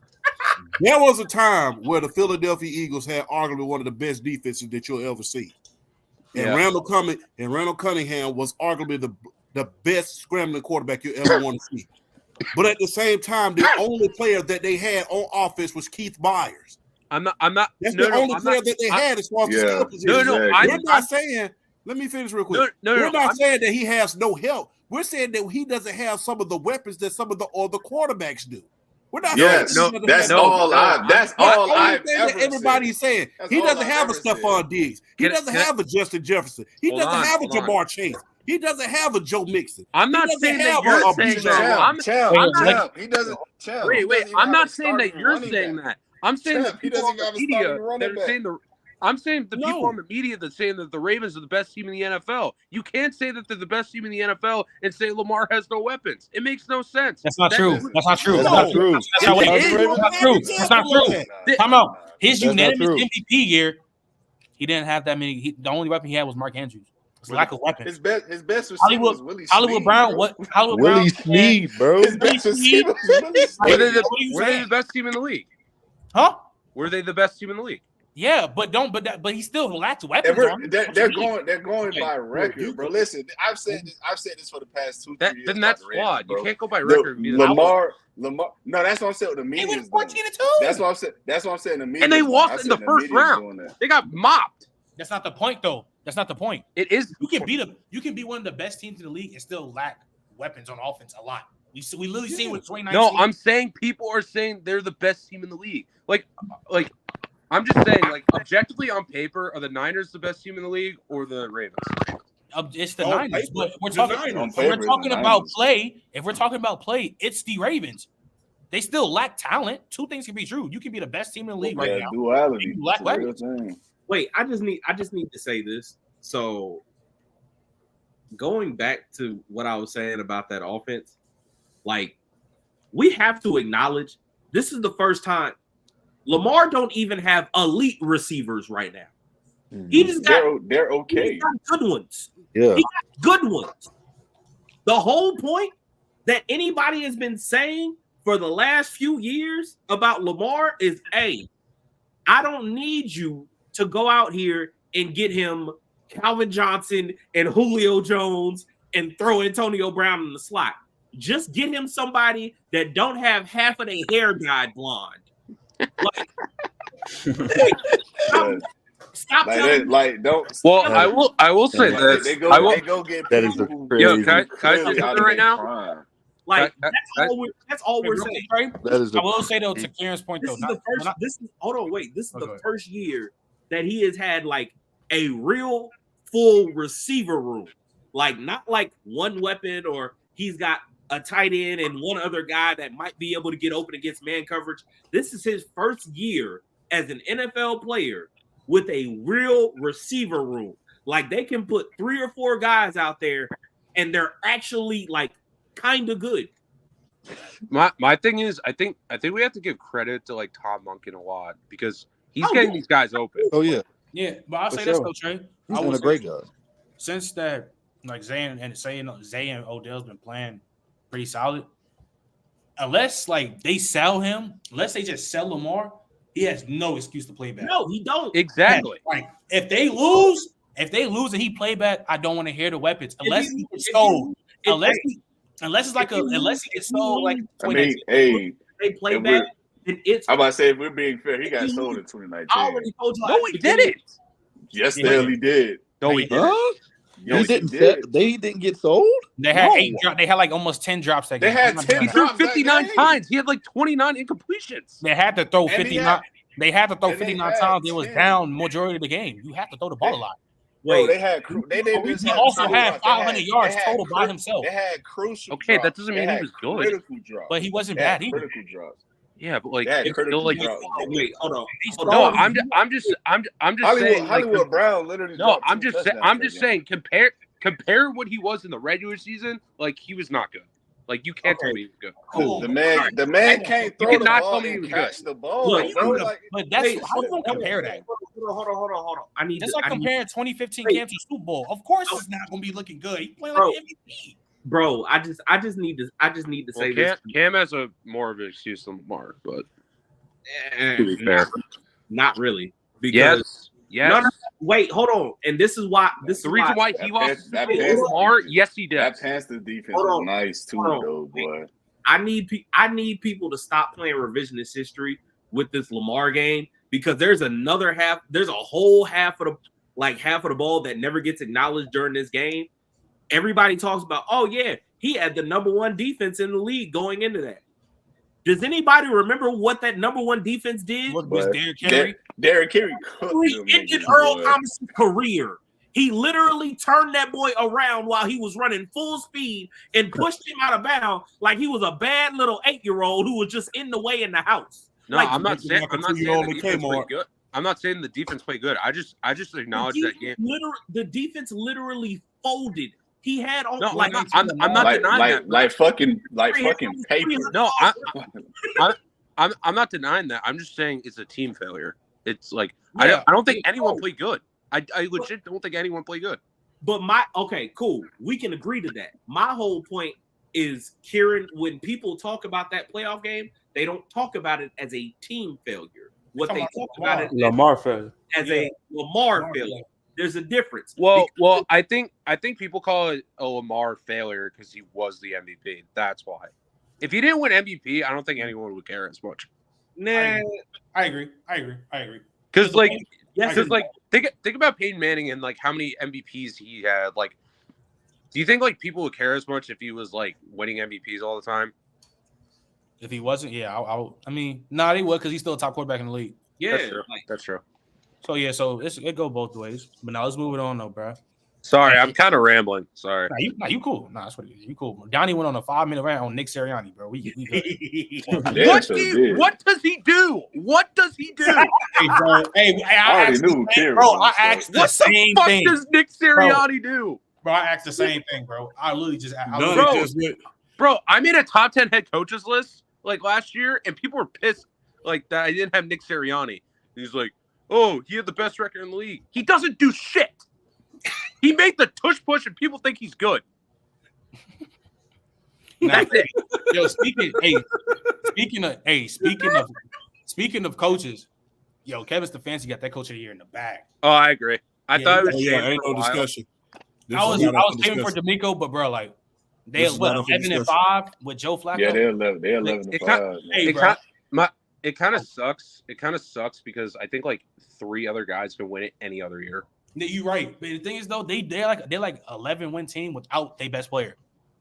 Without several of their best players, bro. I think they're down 3 off. They're down like 3 offensive linemen as well. 3 offensive linemen. Yeah.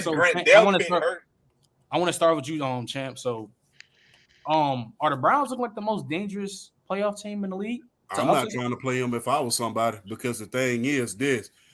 People argue me down on every single, because other than these, I went on another pod in Atlanta not too long ago. Shout out to Columbus, Georgia, by the way. And this dude literally argued me down about this is the best quarterback play they have had all year long with Joe Flacco. Probably the last 10 years. No, I won't go that far. But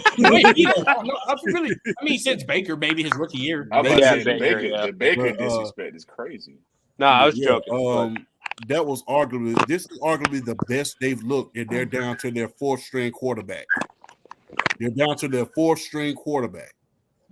to mention, Joe Flacco was on the golf course. He was eating ice cream on his couch. I mean, he was eating ice cream on his couch. I mean, he was doing exactly what I'm doing right now, talking to folks. And it was just, not to mention, it started, if you really think about it, add context to this, you lost am I speaking too loud or something?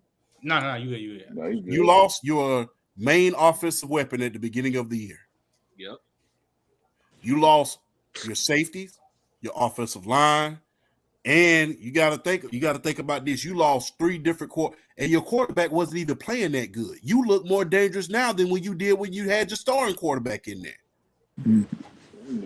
You look more dangerous now with your 4th-string quarterback, who you just got from Dairy Queen. Man, Watson looked damn good in some of them games, but he was 5-1. The best he had looked is when he led them down. On that 75-yard drive and led them and got that field goal. That was the best he looked all season. Yeah, that Ravens game when he went like perfect. Yeah, that was the best he looked all season. After that, so the Titans and the Cardinals game just don't exist. He didn't look good in those games. We just sat here and said the Cardinals. He looked being competitive. He looked what? They didn't look dangerous. This team looks dangerous right now. They are dangerous. I don't agree with They're that. blowing out teams, bro. Wait. Last word. You don't think the Browns looking dangerous right now? No, they do, but I'm not gonna go as far as to say I think Flacco is playing better than what Watson was at his best. No, He is. That's crazy. I don't think That's that. a crazy I don't statement. think that. I don't think that, bro. Flacco off the couch. I don't think that. Flacco off the couch. Off the couch, way better than Deshaun Watson did, bro. And he's actually I can't agree with that. Hey, bro. and they're actually using. They're actually using. And then you got to take into the fact that competition for me personally. I mean, it's against the Jets. Who else? The Texans. Was that the game CJ Stroud didn't play, right? You know what's so crazy about you know what's so crazy? You know what's so crazy? Because when this happened in New York, because I'm kind of confused. There's no way you're telling me that Flacco has not looked way better than what's. Bro, I'm not gonna hold you, Trent. I'm a Watson guy, so I know you're a Watson guy, bro. I'm a Watson guy, so I'm gonna defend my guy. I'm not gonna. You got to keep it a bean. I understand you. Look. You got to keep it a bean, bro. Look. If I'm keeping it a stack, he has looked better. You'll just never hear me admit that again. Okay. Last word. Just think about this. Last word. He has more passing. Joe Flacco off the couch has more passing TDs than the New York Jets as a whole for a whole season. No, you're right. And the Panthers. He has more than Kenny Pickett in his career. And he's off the couch. That's crazy. Like I said, they just got it from Dairy Queen. Hey, listen. They got it from Dairy Queen, and he came Like I said, Joe just had some Bojangles and he pulled to the as NFL. a Deshaun Watson fan, I'm not going to admit it a second time. I'm being real with you. I'm not going to admit it a second time. I'm just being real. I'm not. Flacco got off the couch, beat the chicken box, and came out there and throw a touchdown. Flacco been looking damn good. My thing about the Browns. Hold on, Karen. Wait, go ahead, Mo. Go ahead. Oh yeah. I said my whole thing was I was like, even though like if you think that like Deshaun Watson was like technically like playing better, right? The ceiling, Joe Flacco definitely raised the ceiling for this offense because of how aggressive that he's been playing, constantly pushing the ball down the field. You know what I mean? I feel like one of the biggest problems with Deshaun Watson, how safe that he was playing. You know what I mean? He wasn't pushing the ball and he was super conservative while he was playing. You know what I mean? Joe Flacco is actually giving the ball. I mean, you can attest that to you just got him off the couch. He got nothing to lose. Shit, Amari Cooper up there somewhere. Gross. You know, but shit, that offense is playing well, and you got arguably if not the best defense in football. I think the Browns are scary, bro. I mean, what you got? One of the hardest things to play with, you playing against a man that got nothing to lose. So shit. The whole team ain't got nothing to lose for real. They know they playing on. I mean, for real. I mean, that's a formidable.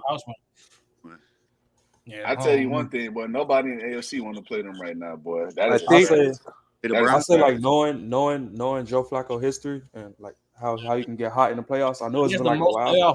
He has the most playoff road wins. It'd be so funny if he beats the Ravens. Like him and Tom Brady have the most playoff road wins. Oh God, bro! If he beats the Ravens, that shit. I'm gonna laugh. I'm gonna laugh so hard. But if the Browns, I'm not gonna lie. Yeah. When we talk about hate, if the Browns beat the Ravens in the playoffs, you know that, bro. That's what Lamar's gonna get so slandered. That's what I be like. Just trying to avoid. So I have a question to ask the panel real quick, and this is like a reach, but I have to ask because I've been hearing about it all week long on TikTok. Mm-hmm. If Flacco, and that's a huge if Flacco wins the Super Bowl, another Super Bowl with this team right here, after he get him off the couch, he's a Hall of Famer. Yes, that's how I'm about to ask. Would all of y'all put him in the Hall of Fame? Yes. Sure. Yes. Yeah. Yes. I think he would do something unprecedented, bro. Yes, I think he's a Hall of Famer. I'm not going to answer that. I'm not answering that question. If we're talking about playoffs, like statistically, he's one of the best playoff quarterbacks ever. And if you add to this run too, that's realistically that's another Eli Manning type of situation. Because they can also be another Jim Plunkett type of situation. He still ain't in there. You said who? Jim Plunkett still ain't in there. Look, hold on, real quick. Let me super chat from appreciate you, Grande. My Browns look way better now that Coach Ski don't have his. Shout out Jerome. Shout out Jerome Ford too. He looked That's never been Watson's game though ever. Which is crazy. Yeah, that's just crazy. That's why I be feeling like, man, I don't know if he really fit the scheme that he's trying to run. No, but like Personally, for me, I think the Browns. I've been saying that the last year. I think the Browns are the second best team in the AFC right now. Yeah, pretty definitively. They look the most dangerous. I'm not gonna lie. The way that they're. I'm telling you now, Ravens. nobody in the AFC Besides the wants to Ravens. play though. That's just the squad that besides nobody's trying to see. Besides the Ravens, like even though the Bills are on this win streak, like I just that last game blew me. I'm not gonna lie. Man, bro, the Bills haven't looked good the past 2 weeks. That's why y'all was. talking about to be fair, MVP. To be fair, the Bills. Bro, they haven't looked good. Josh Allen would have again. But here's the thing, though. Weeks, bro. We had this argument 2 weeks ago. The reason why it was a conversation because if Josh Allen would have played good. Trent, how did he look the last 2 weeks, Trent? I'm just saying, Josh Allen. Wait, who else did the Bills play before that? They played the Chargers with no Keenan Allen. Oh yeah, he didn't. No He Keenan played Allen. all right. He And played all right. no Justin Herbert. But here's the thing, though. The reason why I say that, though, because again, you have to put it in the fact that first off, Jalen Hurts just broke Cam Newton's record. Josh Allen's really about to break Jalen Hurts' new record. And also, if they went out again, they'd be the second seed.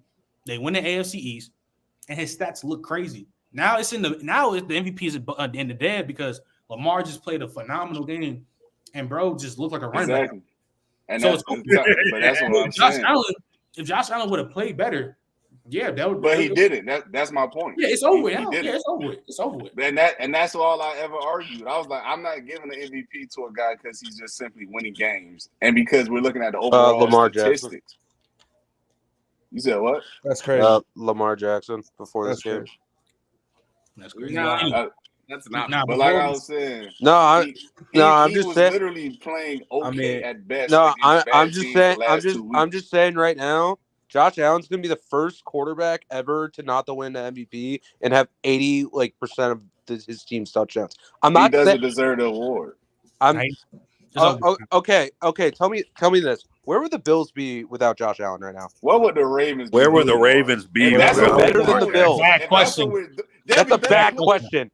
You're telling me that the Bills would be better than the Ravens? I think they'll both. They will both be dirt, so it's a bad question. No. The only reason I say are literally 2-6 without Lamar. Hold on. The only reason I say the Ravens this year is because they have the best defense in the league. Because don't matter. It does matter. If you have the best even if they had the best defense, what is the Karen? Significantly worse. How do you beat somebody in football? You could score, but you score more points than the other team. I'm not disagreeing with you that, but I've seen like the Steelers who had a bottom 10 offense, and they were still winning games. Like with one of the best defenses in the league. That offense would be worse than the Steelers if Lamar wasn't playing. That's not true. Yes, the hell it would. That's not true. My God, that's not true. Did you see it last year? Did you see it last year with Huntley? What the hell Lamar is? They were literally 2-6. Our offense this year was literally one of the worst ever. Do you know who Tyler Huntley is? Did you see him play the game of football when Lamar got hurt? I'm not saying that Tyler Huntley is good, but he might be. Did you see him play the game of football when Lamar? He might be better than Kenny Pickett. No. They ain't said that. Hold on now. That's just like telling me. That's just like telling me I might be smaller. You're saying this year. What that saying? You're saying this year, if Lamar was off the Ravens,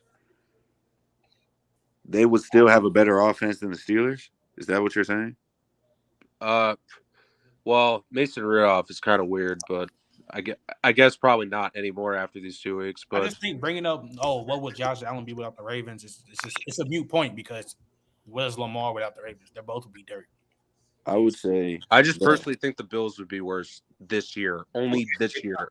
Okay, they probably would, but again, at this it doesn't move you to where I'm going to exactly move you. It doesn't move because that's literally been the case since he got in there, and that's all everybody been arguing for Lamar.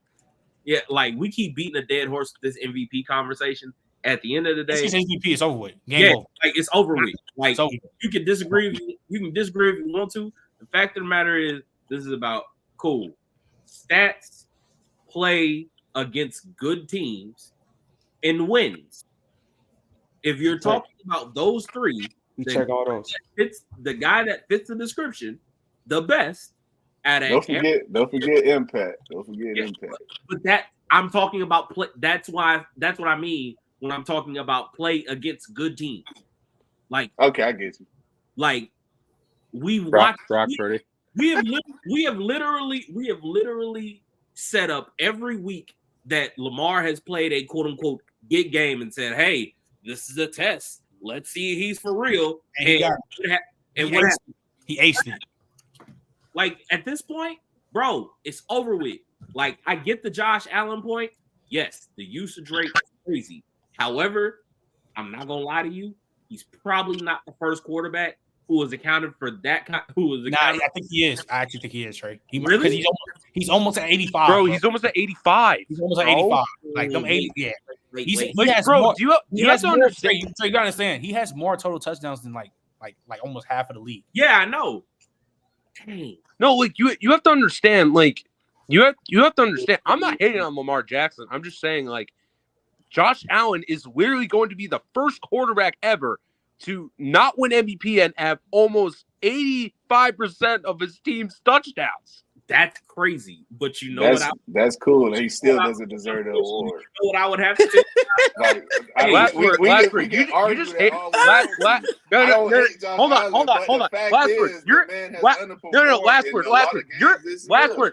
Last word. You're just pissed that Josh Allen shitted on you. Like back in September, bro. Perfect passer in 5 touchdowns. Hey, listen.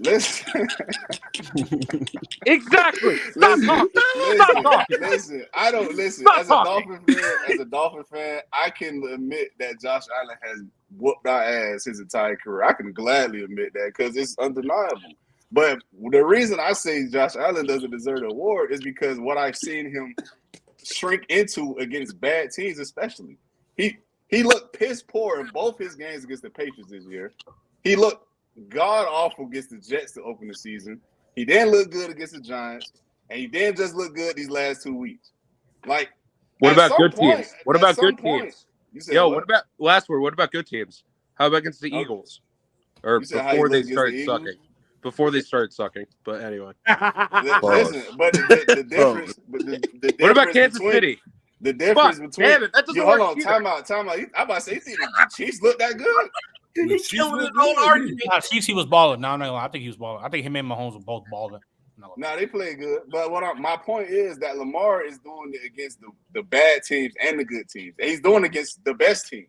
I mean, he literally just went on the road against the Niners, who Mike Florio quoted said was going to beat the shit out the Ravens, and they proceeded to get the shit beat out of them. Yeah, like, but Lamar was not. The man is playing at a level right now that MVP I don't think Lamar had to do much in that game. But did he have a great game? Yes or no? No, he had a good game. Oh my God! Oh my God, man! Somebody. So 5 touchdowns is a good game. Are you kidding me right now? I'm talking about the Niners game. I'm talking the Ravens game, Niners game. We must have watched 2 different games. I'm talking about the Niners game. We must have watched 2 different games, bro. Even if we must have watched 2 different games. I'm talking about the Niners game. No, I'm saying he didn't have to do much to win. That's not what I asked. That's not what I asked you. I asked you, did he have a great game? Yes or no? No, he had a good game. All right, I don't think it was great. You might have to turn him in, man. We watched 2 different games, bro. You might have to pass the bro. You see, he had like 3 touchdowns. You see, like he has 3 touchdowns on the box score, even though like the Ravens defense is getting 5 turnovers on Brock Purdy. I mean, even though they got bad turnovers, even though they got the turnovers, capitalizing on them turnovers. It's about them extending drives. I'm not just talking about the stats. I'm not a stat watcher. I tune in and watch games and film. I'm not talking about the stats, bro. You brought up touchdowns. I didn't say nothing about a touchdown. Okay. Tell me this. Who was the main reason they won the game? The defense, 100%. But that doesn't mean Lamar didn't play. Time out. Last word. Did the Ravens not benefit from short fields? Yes or no? Okay, that means he didn't do much. You want me to discredit a guy because his defense played well, bro? Okay, time out. Wait, I gotta interject. I'm not discrediting it. Hold on. I don't think he did much to win.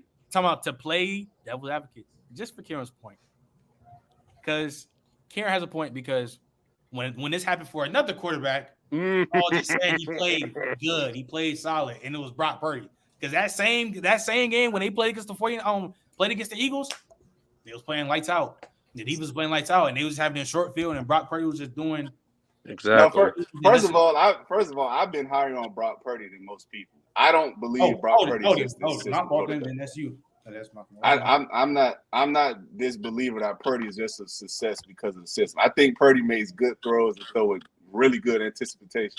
So I'm not one of those guys. So I never took credit. Took credit from him specifically as a quarterback. Now, did I ever think he was an MVP candidate? No, I never thought he was that. But can I admit that he can play the game at a high level at certain points, and as he played it at a high level at certain points? Yes. But that isn't me saying that Purdy is an MVP, but that's me acknowledging the fact that this guy is pretty good at throwing the football. Just like how I can acknowledge that the defense for the Ravens against the Niners was the main reason they won, but that does not mean Lamar didn't play a great game himself. Because when I turned the game on and watched the game, two things can be true at once, man. Game. Yeah, two things can be true. I think Lamar had a good game though. I think he had. Although they had the turnovers, you still have to have the guy or guys that takes advantage of that field position. Because hey, if you don't believe that, look at my Atlanta Falcons. We force turnovers damn near every damn game, and like I said before, that damn Desmond Ridder or Taylor Heineke, they couldn't pass gas if you fed those are bombs. So to be fair, those. Hey, huh? To be fair, those are bombs. Hey, champ, y'all might as well come trade for Fields, man. Y'all need. Right. I think actually right. They looking for two. They looking for 2 third-round picks. We're gonna talk about Justin Fields next week. I want to ask y'all this before we head out. So we need a first on the board. Just give me a team, and then we can just keep it pushing before we head out. So, is there any team in the NFC that you trust to make a postseason run, other than San Fran? I'm gonna start with you, champ.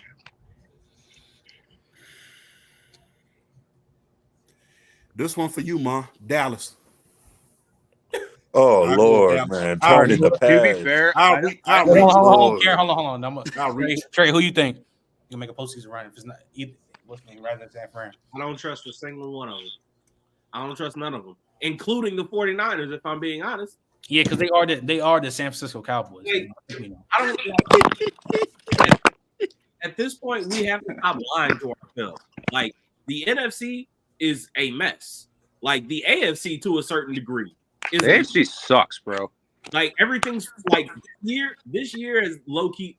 Like, towards the end, these teams are really falling apart. But the NFC has always been parity. Like, this is parity due to injury and like folks just playing like crap. Like, the entire conference is cannibalizing each other. So no, I don't trust nobody, including the Niners. I trust no one. Whoever comes out, hey, cool, whatever. Kieran? I don't hate the take that Dallas can make a run, depending who they play. First, they get to the NFC Championship game. I think obviously Dak will play better than the first time because that was, oh my God, I don't even want to talk about that game. But yeah, I think the only other team I can trust is Dallas, just because they have a good defense, unlike Philadelphia. So last word. Even though their run defense kind of sucks, but anyway. Last word. Yeah, I mean, if I had to pick, I would say Dallas too. Because, I mean, I believe when you look at teams in today's league, bro, you need two things on the offensive side of the ball, and they got it. You need a guy who can throw the ball to your number one, and you need a number one who can extend and get you some yards, and they got that right now. Now, I am a bit worried with Tony Pollard being their every down back because he has not been and nearly as good as they thought he was going to be. So that is a bit troublesome for me. And they lack size in their backfield altogether. So that is a bit worrisome, but they can rush the passer. They can defend the pass. So I think that'll bode well for them. But just for the sake of picking, though, I will go with Dallas. DJ? I'm going to be different. I'm going to say the Rams. Ooh. I know they just had a close game against the Giants, but I feel like if they can get hot, Matthew Stafford, Cooper Kupp, Puka in that offense, I feel like they can surprise somebody in the first round for sure. So I'm gonna go to Rams. All right, Mo. Well, I'm gonna just hop on the no one train. You know, I might be a little biased. I'll never get to Cowboys making any type of run on camera. So I'm gonna stick with nobody. Like you said, the NFC is a mess. Everybody, even my Packers. You know what I'm saying? We have flashes, but Joe Barry, bro, deserves to go to hell. And don't need to go to hell. God damn. That's tough, boy. And I said, even I do believe the Rams can surprise somebody. If that offense do get hot, I do think the Rams can surprise somebody. The Cowboys, I already spoke on how I felt. The Eagles, man, the Eagles is the Eagles. But yeah, the Eagles got to play. Whoever comes out of the NFC, cool. But anybody can fuck up. Anybody can fuck up. I think Tampa beats Philly. That's just me. Oh wow. Nah. No, I don't think so. Not after what they just did against the Saints, boy. They'll be at home, right? That's a divisional game. To be fair, you're right. That is a divisional game, but the Eagles handed them I'm just saying the way that the Eagles have started the season and ended the season, and the way the Bucs have started. It's a generational fall off.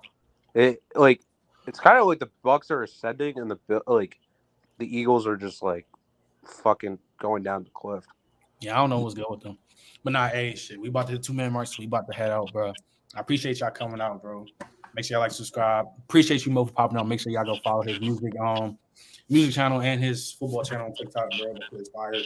Make y'all look good to my content. Appreciate it. Bro. Hey, make sure y'all subscribe. Make sure y'all tune in tomorrow. Of course, college football recap, bro. Playoff. We gotta talk about the games. Bama K.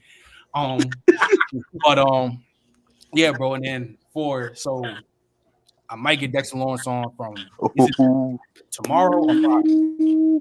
Either way, he probably sliding through before Golden Tate. He might. It's probably gonna be Dex before Golden Tate the next week after. So make sure y'all be on the lookout, be on tune in for that, bro. And yeah, bro, make sure we tune into the content, bro. Make sure you like, subscribe, bro. We going up this shit, bro. I swear to God, bro. So yeah, bro, we out, bro. Peace. See you guys.